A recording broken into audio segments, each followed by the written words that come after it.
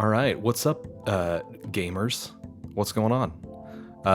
We're gonna talk about the literary roots of Fromsoftware's games.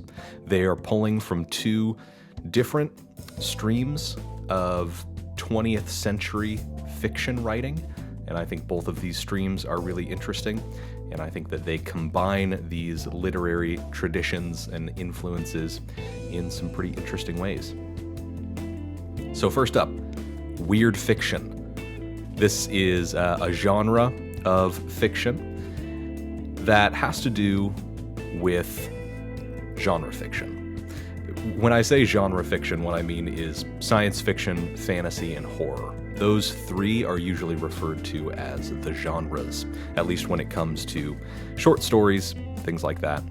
Weird fiction will take the tropes and archetypes and ideas that you find commonly in science fiction, fantasy, and horror, and they will reinterpret those themes and archetypes and tropes.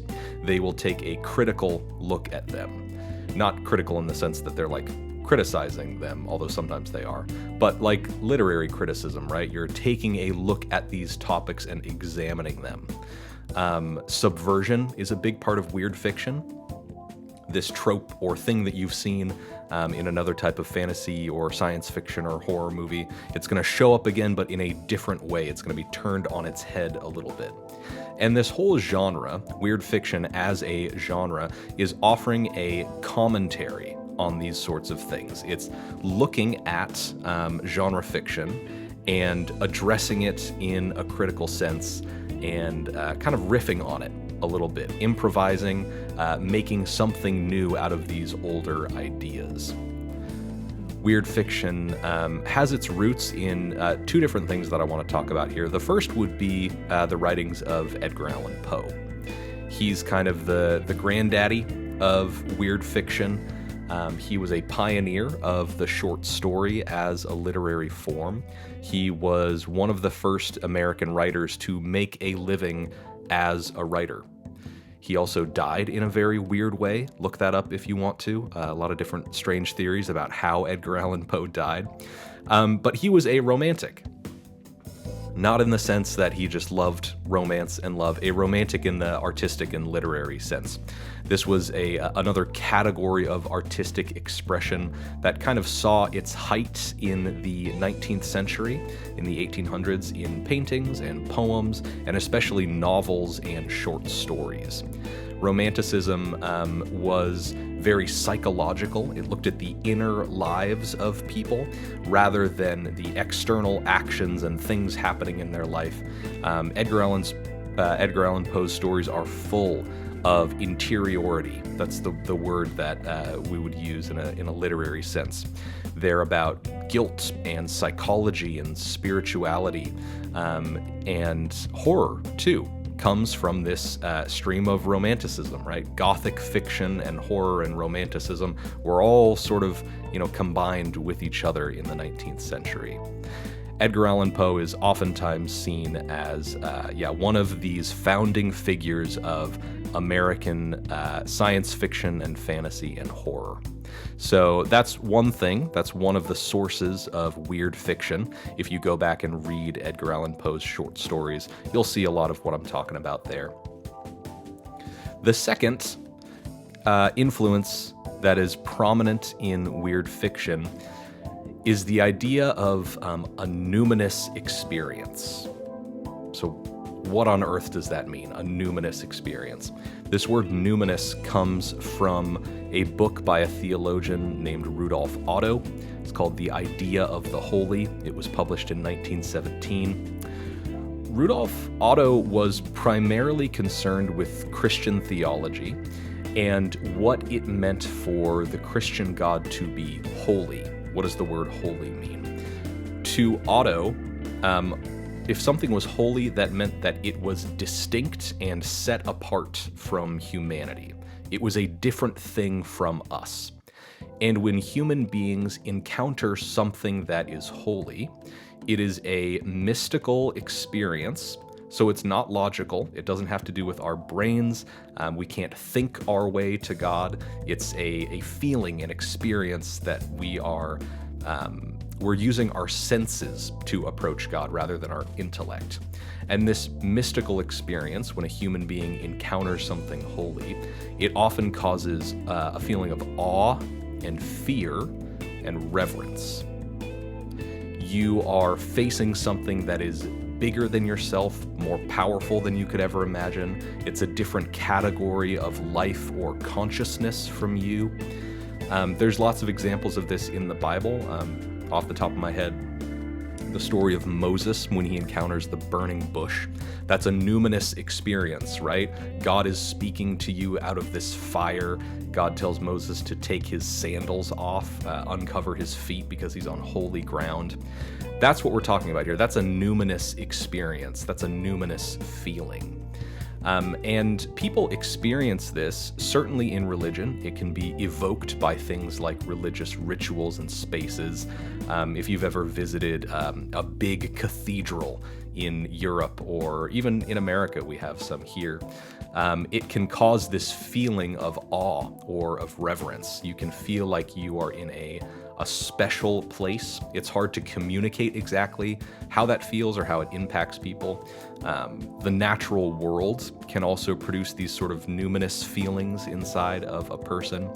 I know, at least for myself, there have been times where I've been out on hikes and I've seen wild animals. And that's an interesting experience, right? This thing that is just out in nature, maybe a little bit dangerous. You need to keep your distance from it, but it's powerful and it's beautiful. That is what we're talking about here, right? An encounter with something that feels bigger than yourself. It's sensual, not intellectual or logical. And it's very, very hard to communicate with human language. Holiness and religion and spirituality, to a person like Rudolf Otto, kind of exist on the fringes of human language and on the fringes of human consciousness. These are things that are very, very hard for people to communicate and talk about with language. So, combine these two things. Romanticism, Gothic fiction, short stories, the poetry of somebody like Edgar Allan Poe in the 19th century, and this theology around mystical religious experiences that change a person's life, that they find difficult to communicate, and that expose them to something different and more powerful than themselves that they have a hard time wrapping their mind around. One of the first authors of weird fiction was a man named R.W. Chambers. He published this book in 1895 called The King in Yellow. It's a collection of short stories. About half of them are just like romance stories. They're not weird fiction, they're not horror or anything like that. But the other half of the short stories have to do with a fictional play called The King in Yellow and the people who encounter this play. When people read this play, they become obsessed with it. They can't stop thinking about it. Oftentimes, tragedy or horrific accidents follow in the wake of somebody reading this play. It reveals some kind of truth to the people who read it, but that truth leads them to madness. This truth is irresistible, though. People can't help themselves from reading this play, from exposing themselves to this truth. In that way, it's pretty similar to what Otto writes about here. People are very attracted to religion. They're very attracted to spirituality. They're attracted to those experiences that they have, those mystical, spiritual experiences. So Chambers in The King in Yellow takes that and turns it on its head a little bit. What if this numinous experience of awe and fear and reverence was actually an experience of horror rather than something that gave you spiritual comfort or direction or anything like that? We'll come back to this in a second because The King in Yellow, this book, is referenced by a very, very recent piece of weird fiction, one of my favorites. Remember the name Carcosa. That comes from The King in Yellow. There is a place called Carcosa where the King in Yellow lives. So that's early weird fiction. R.W. Chambers definitely drawing from Rudolph Otto, definitely drawing from Edgar Allan Poe. Down here we get to who I think are kind of like the big three of weird fiction: Clark Ashton Smith, H.P. Lovecraft, and Thomas Ligotti. Smith, this first one here, he was writing in the 1930s. He wrote a lot of weird fiction that pulled from fantasy. He has this cycle of short stories that take place on this continent called Zothique. This is, to quote him, the last continent of Earth when the sun is dim and tarnished. These are stories set millions of years in the future on Earth, when all the continents have kind of converged together. The Earth is just being blasted to like ash and dust by the sun. These are stories about decay, stories about the end of the world, and the sorts of people who populate this very desolate landscape at the end of time. Very Dark Souls, right? That sounds a whole lot like even like the end of Dark Souls 3. But he wrote this really, really fascinating short story in 1932 called The Empire of the Necromancers. This story is about two necromancers who raise an army of undead around them to do their bidding, to build this empire for them so they can have complete power and control over these, hundreds of thousands of people who formerly were in graves and tombs in this long-forgotten kingdom. Well, one of these undead regains their consciousness. They remember who they are. They see how all of these people who used to be their countrymen and family members and friends are being forced to labor under these necromancers, and they devise a plan to kill the necromancers and to let everybody go back into their tombs and back into their graves and rest. That feels very much like a story from a Fromsoftware game, right? You can already sort of see where they're pulling some of these ideas from. Clark here is taking this idea of a necromancer and infusing it with these ideas of human rights and labor and death and the end of the world. It's a great story. I think it's in the public domain, so you can just go check it out online. Okay, next we got our boy, our problematic boy here, H.P. Lovecraft. Probably the best known author of weird fiction, I would say. His work has seen kind of a critical and commercial resurgence in the last 15 years. More and more people interested in who this guy was and what he wrote about and the ideas that were clanging around inside of his head. Lovecraft had a very strong existentialist bent to his writing. He was very concerned with these questions about where do we come from? What is the nature of the universe around us? How important are human beings in the grand scheme of things? Do we maybe think that we're more important and influential than we actually are? His answer to all of these questions was his cosmicism.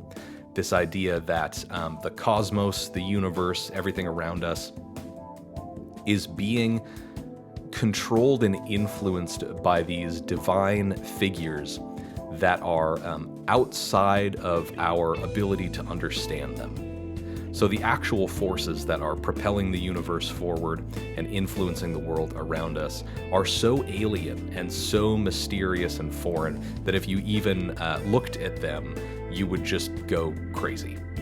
Like, you would not be able to comprehend what you were looking at. You wouldn't understand it. I think that he absolutely projected this fear of the unknown out onto the people around him. He was famously a very racist man. He was famously very xenophobic.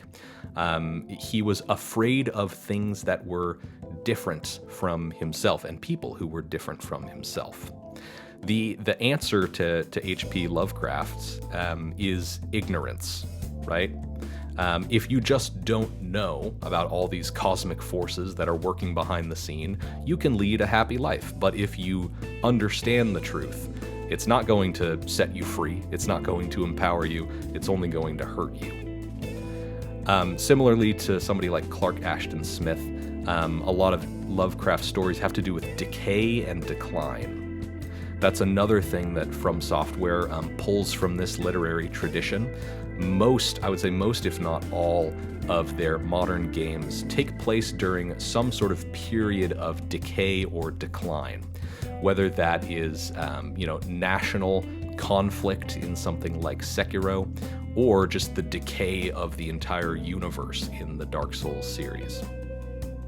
Both of these guys wrote for a magazine called Weird Tales that was published from the 1920s through the 1940s.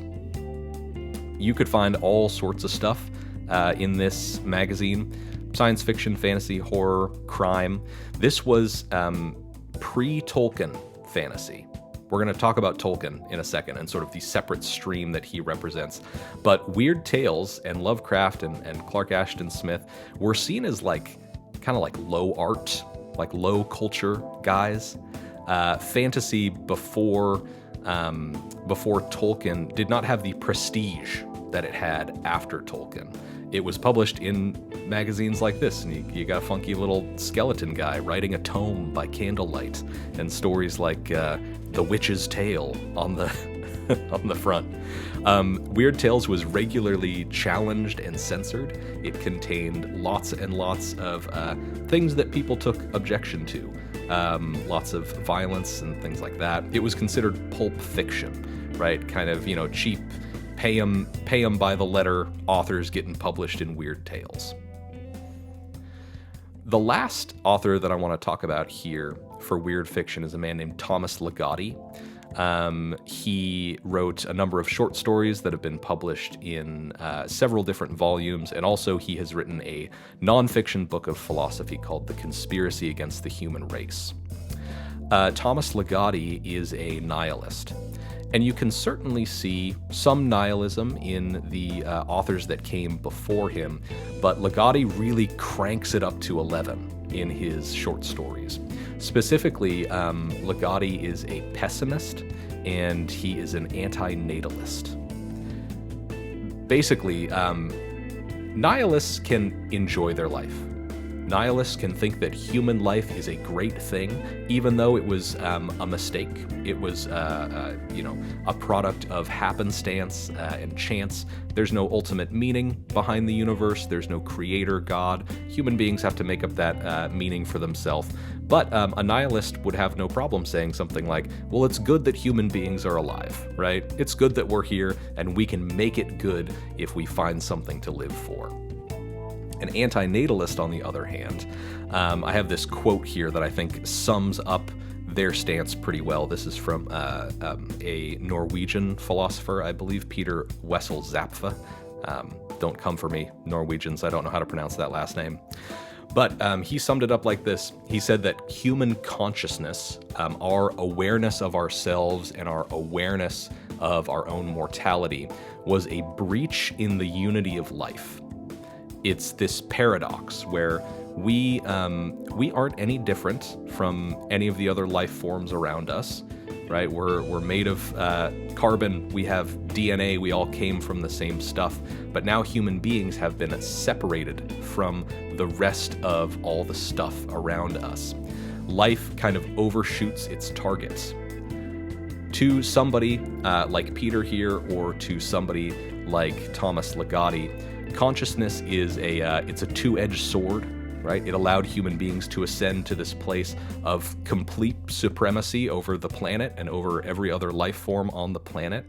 But when we grasp this blade, we turn one of the edges towards ourselves. Consciousness has fueled our rise to the top of the food chain, but it also harms us because it separates us from everything else. In Ligotti's short stories, this forbidden knowledge that's a common trope in weird fiction is not something like Lovecraft's cosmicism. It's not like there are these big, scary, tentacle monster gods running the universe and you can't look at them or you go crazy. The real hidden and forbidden knowledge in Ligotti is that life is not worth living, and that consciousness was a mistake. It's a bad thing for the human race to continue, and we should not keep procreating, for instance. We shouldn't have children. We shouldn't further the human race. People like Ligotti and other pessimist philosophers tend to think of human consciousness as like kind of this elaborate cat and mouse game where we're always trying to avoid what we know deep down inside, which is that on the whole, life is more painful and more unpleasant than it is fun and joyful and pleasurable. We lie to ourselves about how much we like being alive, about how good life is, because it is kind of socially forbidden in some way to say that you don't like being alive. And hey, I get it. Yeah, if somebody said that at a party, that would bum me out too. So Ligotti's stories are full of these characters who have attained this knowledge that life is just carnage and decay and madness, but they are having to keep that to themselves, or having to pretend like they don't know that in order to keep themselves sane. Ligotti also talks a lot about determinism. In Ligotti's stories, people don't really have free will. You are not an individual person with your own agency over your own life.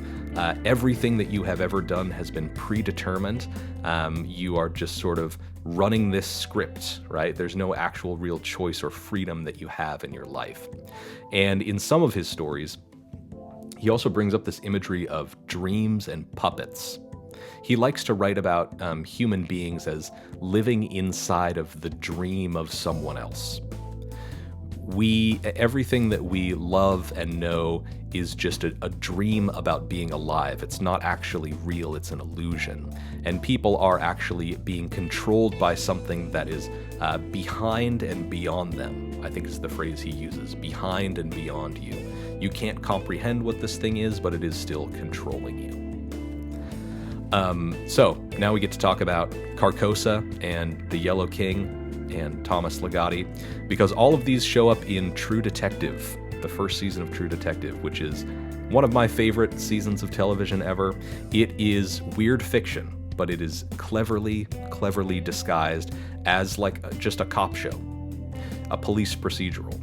When you start watching True Detective, you don't know that it's going to contain these existentialist and supernatural themes, this weird fiction. It does a very good job kind of not showing you its full hand and dealing these things out in small doses till before you know it, hey, you're watching weird fiction. This is no longer just about two police officers trying to catch a serial killer.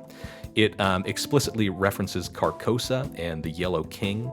It allegedly plagiarizes Thomas Ligotti. Some of Rust Cole's dialogue seems to be and allegedly was drawn straight from the conspiracy against the human race. I don't know if they ever settled that or actually figured out if it was plagiarism or not. But Nick Pizzolatto, who wrote the first season of True Detective and who came up with the show, has certainly name-dropped Thomas Ligotti and sort of identified him as an influence in the show. So that is what weird fiction is, right? At its heart, weird fiction is genre fiction. It's science fiction and fantasy and horror, but it is concerned with existentialist themes, and it aims to evoke some kind of feeling of awe or fear or reverence in the reader. It's trying to reveal some type of hidden knowledge to show you something that maybe you're not supposed to know about how the universe works. The main characters in weird fiction stories are oftentimes people who kind of unwittingly stumble into the truth, the capital T, cosmic truth of the world, and it changes their life for better or for worse. So that's one stream that Fromsoftware pulls from when they're writing the stories for their games. The other stream, and I would argue the less important and influential stream for them, would be the fiction of Tolkien and what came in the wake of Tolkien. He, like I said earlier, kind of made fantasy more prestigious.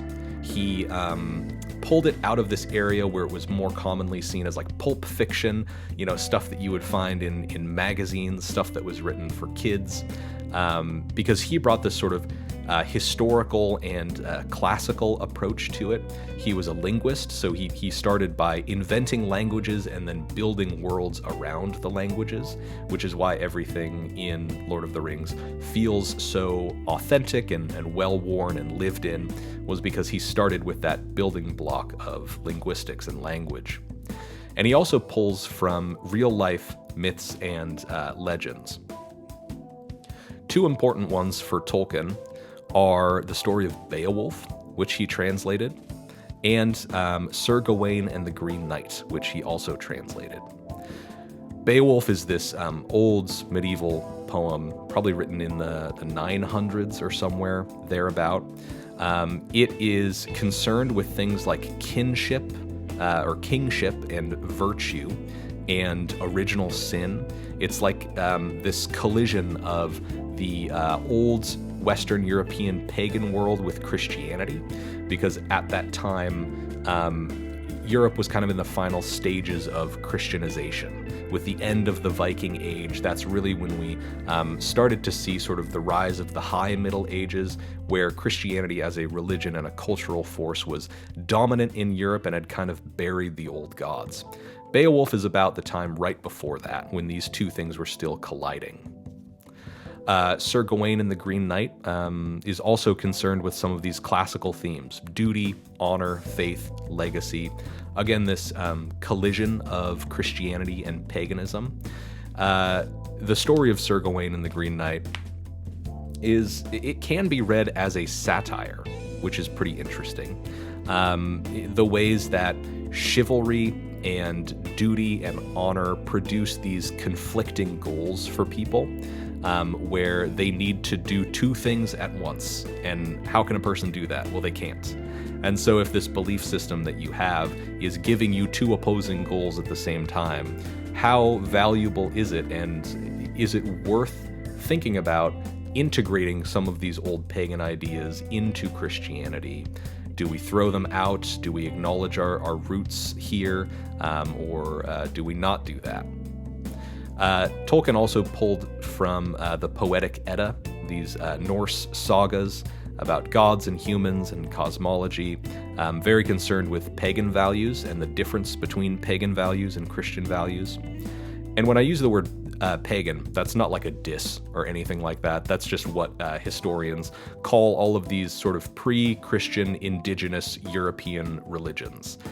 There was huge religious diversity in Europe pre-Christianity. They weren't all just following one religion that was called paganism, but as an umbrella term, we just call these religious and spiritual systems paganism. So in combining all of these things, Tolkien created a product, a fantasy story that kind of towered above his peers in terms of how prestigious it was, how deep it was, how much literary criticism you could apply to it, and many, many people followed in his wake and tried to copy that. I would argue that this is less influential on Fromsoftware, though. I don't think that they're going for some kind of Tolkien-like fantasy world. I think that they are much, much more inspired by the weird fiction of the first half of the 20th century. Because we have all sorts of things in here that feel like weird fiction. Take, for instance, in Dark Souls 1, the Dark Sign and Hollows. Hollows are just a reinterpretation of a zombie, right? If you've played video games, this is a very common enemy that people will put in their games. It's easy, people know what it is, there's a cultural reference point. But the Hollows in Dark Souls are kind of a subversion of that trope. There's a lot more depth to them as characters than you might think when you first start playing this game. You have some moments in the game where you realize that maybe going hollow is not the worst thing in the world. There's plenty of hollows who will talk to you and say, well, yeah, my life is a whole lot better now, I'm thinking of one of the merchants in the aqueduct if you exhaust her dialogue options, she'll say something like, well, I love being undead. You know, I just get to hang out. Don't have to worry about all the pressures and anxieties of my former life. So it's kind of a commentary and a subversion of this idea of a zombie is just this mindless thing that you kill and you don't even think about it. These are people. They used to be people. Arguably, they still are people. Some of them still have their own identity and consciousness to them. They can think and speak and act. So it forces you to think about this category in a different way. These stories in these games are also full of themes of tragedy and corruption. They are not trying to defend any sort of old system of morality or chivalry. They actually show time and time again the tragic ends of these philosophies and ways of thinking. There are lots of allusions to Arthurian legends with a character like Artorias, right? He set out on kind of a classical hero's journey, but his journey did not end in victory. It actually ended in defeat. There's some historical revisionism going on with the story of Artorias too. Everybody remembers him in the game as this great hero who stopped the abyss from consuming the world. But in the DLC, when you go back to Ulasil, you find out that that is not the case, and that actually you are the one who has to do this. But in defeating Artorias, you get to preserve his honor and his legacy. And those things are a lie, right? He didn't actually stop the abyss, he was corrupted by it. But that lie is important to the people of the future. They look back on it, they gain strength from it, they reflect on Artorias as a character and as a model of someone who was virtuous and brave. And by defeating him and by covering up what actually happened to him, you're sort of giving a gift to the people of the future. That's a very, very interesting thing to think about, and I think not something that you would really find in like a Tolkien-inspired fantasy, these themes of historical revisionism. Fromsoftware are also not at all interested in defending hierarchies of any kind. Most of the time, if anybody is at the top of the food chain in a Fromsoftware game, they are self-interested.